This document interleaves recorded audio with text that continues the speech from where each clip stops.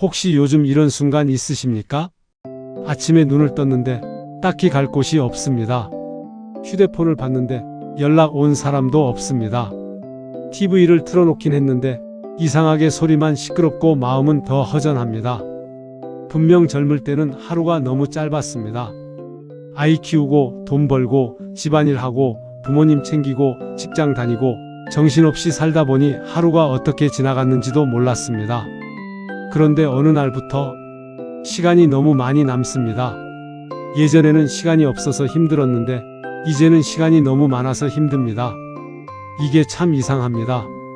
사람은 쉬고 싶어서 평생 고생했는데 막상 쉴 시간이 생기면 그 시간을 어떻게 써야 할지 몰라서 무너지는 경우가 있습니다. 오늘 이야기는 단순히 취미 하나 가지세요, 이런 가벼운 이야기가 아닙니다. 60대 이후의 삶에서 사람을 살리는 취미가 있고 오히려 사람을 더 외롭게 만드는 취미가 있습니다. 사람을 편하게 해주는 관계가 있고 나이 들수록 내 마음을 망가뜨리는 관계도 있습니다. 그리고 가장 중요한 것, 노후를 잘 보내는 사람은 운이 좋아서 그렇게 사는 것이 아닙니다. 시간을 다루는 법, 후회를 다루는 법, 사람을 다루는 법을 조금 다르게 알고 있을 뿐입니다. 오늘 영상 끝까지 보시면 내 남은 인생의 시간을 어떻게 채워야 하는지, 누구와 가까이 지내고 누구와 거리를 둬야 하는지, 그리고 후회 많은 과거를 어떻게 다시 힘으로 바꿀 수 있는지 분명히 정리되실 겁니다. 특히 지금 나는 나이 들어서 이제 뭘 시작하기엔 늦었다, 이런 생각을 한 번이라도 해보신 분이라면 오늘 이야기는 꼭 끝까지 들어보셨으면 합니다. 왜냐하면 인생 후반전은 늦은 시간이 아니라 처음으로 내 마음대로 그릴 수 있는 시간일 수 있기 때문입니다. 1. 은퇴 후 시간이 무서워지는 이유. 중년 이후, 특히 60대 이후에 많은 분들이 겪는 변화가 있습니다. 바로 내가 선택하지 않아도 저절로 채워지던 시간이 사라진다는 것입니다. 젊을 때는 시간이 내 것이 아닌 경우가 많습니다. 회사 출근해야 합니다. 아이 학교 보내야 합니다. 밥 해야 합니다. 부모님 병원 모셔야 합니다. 대출 갚아야 합니다. 명절 챙겨야 합니다. 내가 원해서라기보다 해야 하니까 하는 일들이 하루를 가득 채웁니다. 그런데 어느 순간 직장에서 물러나고 자녀가 독립하고 부모님을 떠나보내고 집안의 큰일들이 하나둘 줄어듭니다. 그러면 이제 시간이 생깁니다. 문제는 이 시간입니다. 많은 분들이 이렇게 생각합니다. 이제 좀 쉬어야지. 이제 아무것도 안 하고 편하게 살아야지. 평생 고생했는데 이제 나 하고 싶은 대로 해야지. 맞는 말입니다. 그동안 고생하셨으니 쉬어야 합니다. 그런데 여기서 중요한 점이 있습니다. 아무것도 하지 않는 쉼은 처음에는 달콤하지만 오래 지속되면 사람을 무기력하게 만들 수 있습니다. 왜냐하면 사람은 몸만 쉬는 존재가 아니라 의미를 먹고 사는 존재이기 때문입니다. 하루하루가 비슷해지고 내가 누구에게도 필요하지 않은 것 같고 무언가를 기다릴 일이 없어지면 사람의 마음은 점점 가라앉습니다. 그래서 중년 이후의 시간은 마치 하얀 도화지와 같습니다. 젊을 때는 그 도화지에 직장, 자녀, 가족, 생계, 책임이라는 그림이 남들이 어느 정도 그려줬습니다. 그런데 이제는 아닙니다. 이제는 내가 직접 그려야 합니다. 무엇을 그릴지, 어떤 색으로 채울지, 누구와 함께 그릴지 내가 선택해야 합니다. 여기서 선택하지 않으면 도화지는 깨끗하게 남는 것이 아니라 허전함으로 채워집니다. 사람 마음은 빈칸을 그냥 두지 않습니다. 빈 시간에는 걱정이 들어오고 후회가 들어오고 외로움이 들어오고 남과 비교하는 마음이 들어옵니다. 그래서 60대 이후의 취미는 그냥 심심풀이가 아닙니다. 취미는 빈 시간을 채우는 장식품이 아니라 내 인생 후반전을 무너지지 않게 받쳐주는 기둥입니다. 이 진짜 취미는 재미만으로 부족합니다. 그런데 여기서 많은 분들이 또 하나 착각하는 게 있습니다. 취미는 그냥 재미있으면 되는 거 아니야? 물론 재미가 있어야 합니다. 재미없는 걸 억지로 하면 오래 못 갑니다. 하지만 진짜 사람을 살리는 취미는 단순히 재미만 있는 활동이 아닙니다. 조금씩 실력이 늘어나는 취미, 배울 것이 있는 취미, 내가 어제보다 오늘 조금 나아졌다고 느끼는 취미가 진짜 오래 갑니다. 예를 들어 보겠습니다. 처음에 그림을 배우면 선 하나 긋는 것도 어렵습니다. 노래를 배우면 음정 맞추는 것도 쉽지 않습니다. 글쓰기를 시작하면 한 문장 쓰는 것도 막막합니다. 악기를 배우면 손가락이 마음대로 움직이지 않습니다. 운동을 시작하면 몸이 굳어서 창피하기도 합니다. 그런데 그 과정을 조금만 넘기면 어느 순간 이런 느낌이 옵니다. 전보다 조금 되네? 이 부분은 내가 좋아졌네? 이제는 나만의 방식이 생기네? 이때부터 취미가 달라집니다. 처음에는 시간을 때우려고 시작했는데 나중에는 그 시간이 기다려집니다. 처음에는 남들이 하니까 따라했는데 나중에는 내가 나를 표현하는 시간이 됩니다. 이것이 중요합니다. 나이 들어서 필요한 취미는 단순히 시간을 보내는 취미가 아니라 나를 다시 발견하게 해주는 취미입니다. 내가 이런 걸 좋아했구나. 내가 이런데 소질이 조금 있었구나. 내가 아직 배울 수 있는 사람이구나. 내가 아직 성장할 수 있는 사람이구나. 이 감각이 사람을 다시 일으킵니다. 그래서 취미를 고를 때는 세 가지를 보셔야 합니다. 첫째, 내가 조금이라도 흥미를 느끼는가? 둘째, 배울수록 실력이 쌓이는가? 셋째, 혼자만의 세계에 갇히지 않고 사람과 연결될 수 있는가? 이 세 가지가 들어가면 취미는 단순한 놀이가 아니라 노후의 생명력이 됩니다. 3. 집안 취미와 밖의 취미를 나눠야 합니다. 취미를 만들 때 중요한 전략이 있습니다. 하나는 집 안에서 할 수 있는 취미입니다. 또 하나는 밖에 나가서 하는 취미입니다. 집안 취미는 필요합니다. 비가 오거나 몸이 피곤하거나 멀리 나가기 어려운 날에도 할 수 있어야 합니다. 독서, 글쓰기, 그림, 음악 감상, 악기, 식물 키우기, 요리, 손뜨개, 사진 정리, 공부, 온라인 강의 같은 것들이 있습니다. 이런 취미는 마음을 안정시켜 줍니다. 그런데 집안 취미만 있으면 문제가 생길 수 있습니다. 몸이 점점 덜 움직입니다. 사람 만날 일이 줄어듭니다. 하루 종일 집에 있다 보면 생각이 안으로만 파고듭니다. 그래서 밖에 취미가 반드시 필요합니다. 걷기 모임, 등산, 수영, 탁구, 게이트볼, 라인댄스, 노래교실, 복지관 강좌, 독서 모임, 봉사활동, 문화센터 수업. 이런 취미는 몸을 밖으로 끌어냅니다.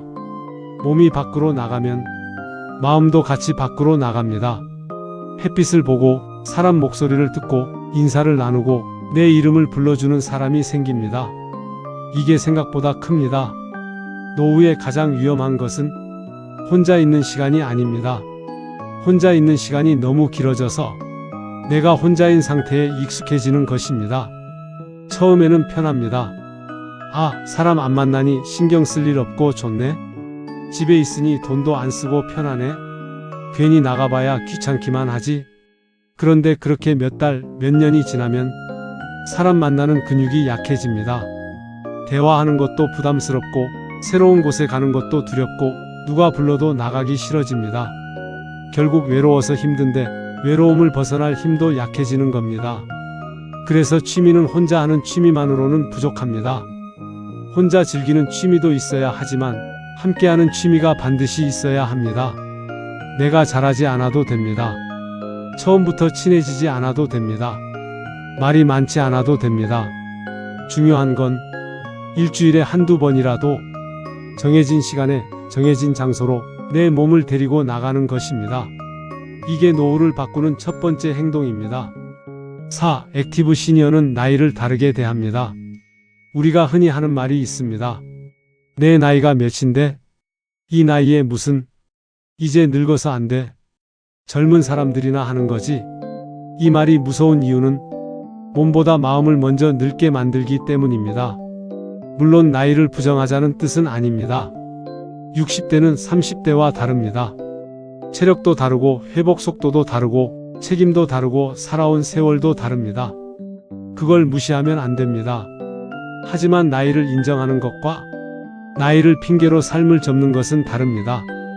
액티브 시니어라는 말이 있습니다. 단순히 활동적인 노인을 뜻하는 것이 아닙니다. 자기 삶의 역할을 부여하는 사람입니다. 나는 이제 끝난 사람이 아니라 나는 아직 할 일이 있는 사람이라고 생각하는 사람입니다. 여기서 중요한 건 거창한 일이 아닙니다. 동네 도서관에 가서 책을 빌리는 일, 복지관 수업에 등록하는 일, 손주에게 옛날 이야기를 정리해서 들려주는 일, 하루 30분 걷는 일, 오래된 친구에게 먼저 전화하는 일, 새로운 음식을 배워보는 일, 내가 겪은 인생을 글로 남겨보는 일, 이런 작은 역할들이 모이면 사람은 다시 살아납니다. 사람은 역할이 사라질 때 늙는 것이 아니라 내가 아무 역할도 없다고 믿을 때 급격히 무너집니다. 그래서 60대 이후에는 스스로에게 질문을 바꿔야 합니다. 내가 이제 뭘 할 수 있겠어? 가 아니라 지금 내 몸과 마음으로 할 수 있는 작은 역할은 뭘까? 이렇게 물어야 합니다. 질문이 바뀌면 하루가 바뀝니다. 하루가 바뀌면 표정이 바뀝니다. 표정이 바뀌면 관계가 바뀝니다. 관계가 바뀌면 노후가 달라집니다. 5. 과거의 고통만 붙잡고 살면 현재가 사라집니다. 나이가 들수록 과거가 자주 떠오릅니다. 좋았던 기억도 떠오르지만 이상하게 아픈 기억이 더 선명하게 떠오를 때가 많습니다. 그때 내가 왜 그랬을까? 그 말을 하지 말았어야 했는데, 그 사람을 더 잘 챙겼어야 했는데, 자식에게 너무 엄격했나? 배우자에게 너무 차갑게 굴었나?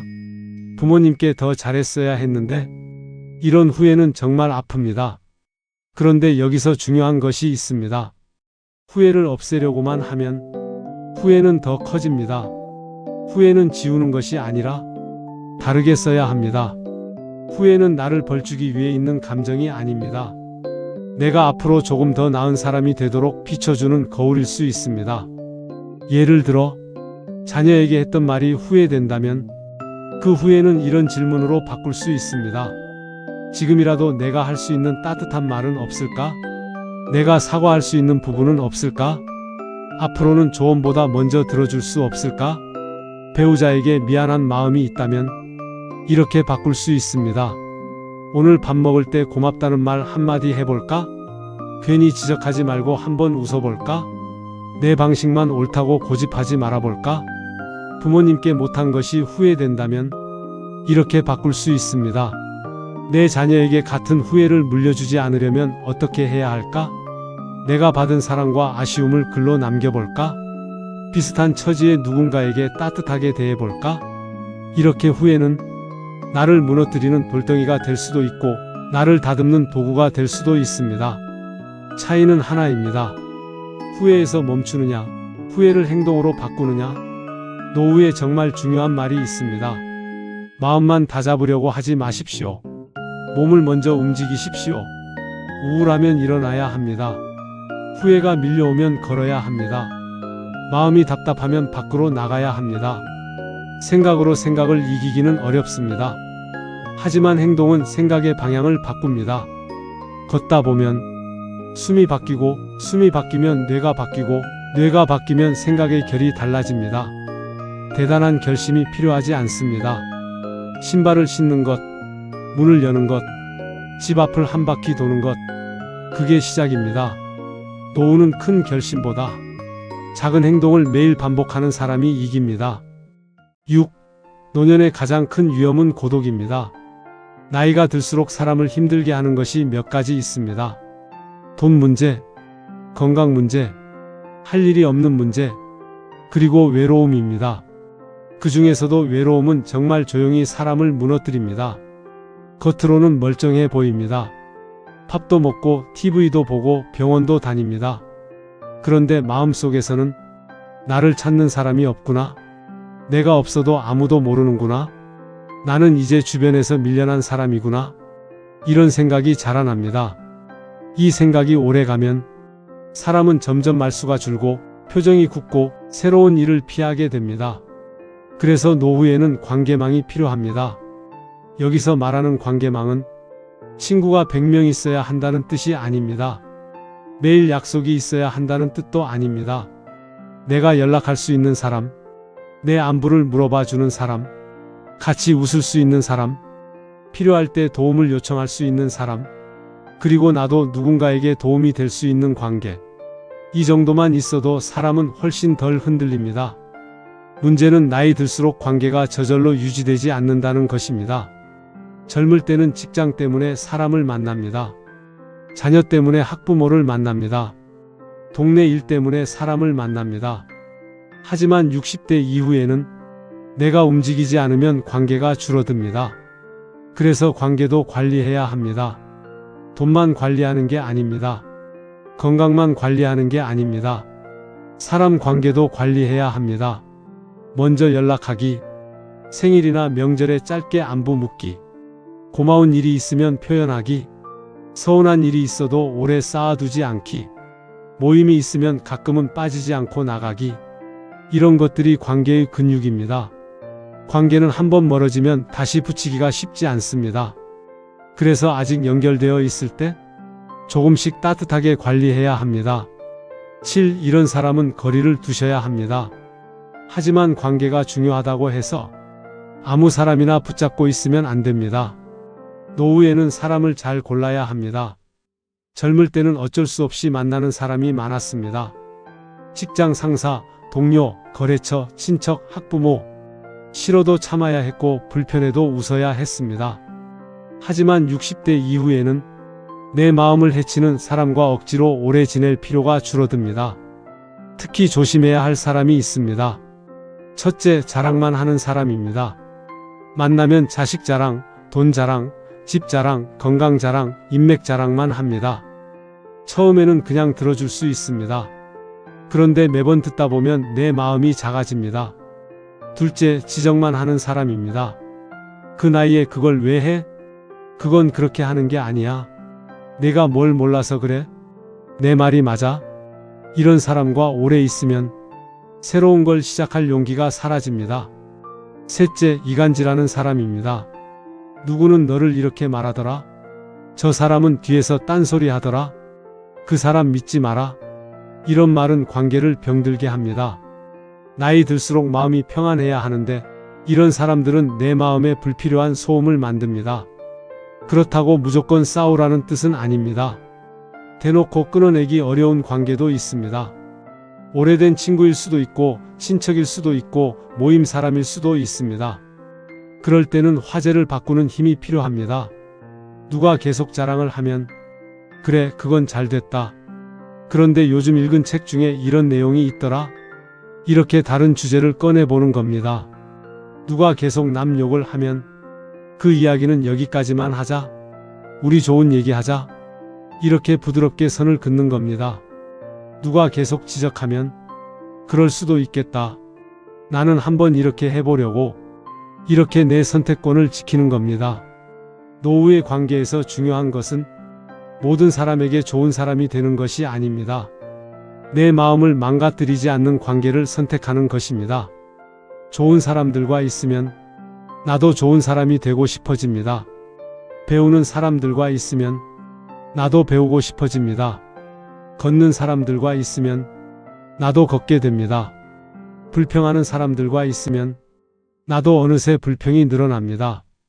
그래서 노후에는 내가 자주 만나는 사람이 내 미래의 분위기가 됩니다. 오늘 이야기를 정리해 보겠습니다. 60대 이후의 삶은 그냥 흘러가는 시간이 아닙니다. 내가 다시 설계해야 하는 시간입니다. 첫째, 빈 시간을 그냥 두지 마십시오.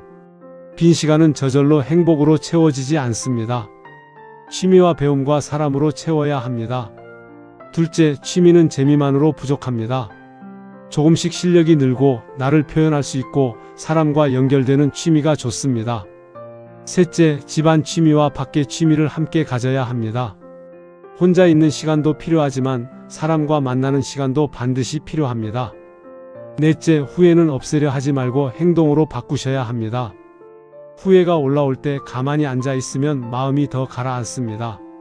그럴수록 일어나서 걸어야 합니다. 다섯째, 관계를 관리해야 합니다. 외로움은 조용히 사람을 무너뜨립니다. 좋은 관계망은 노후의 안전망입니다. 마지막으로 부정적인 사람에게 너무 오래 휘둘리지 마십시오. 자랑질, 지적질, 이간질이 많은 사람과 오래 있으면 내 마음에 힘이 빠집니다. 대신 나를 조금 더 좋은 방향으로 데려가는 사람, 함께 배우고 함께 웃고 함께 움직일 수 있는 사람을 가까이 두십시오. 인생 후반전은 이미 끝난 시간이 아닙니다. 오히려 처음으로 남이 정해준 역할이 아니라 내가 고른 색깔로 채울 수 있는 시간입니다. 오늘 이 영상을 보신 뒤 거창한 계획을 세우지 않으셔도 됩니다. 딱 하나만 정해 보십시오. 이번 주에 내가 밖으로 나갈 수 있는 약속 하나, 새로 배워볼 수 있는 취미 하나, 먼저 연락해 볼 사람 하나, 그리고 오늘 걸을 수 있는 10분, 그 하나가 시작입니다.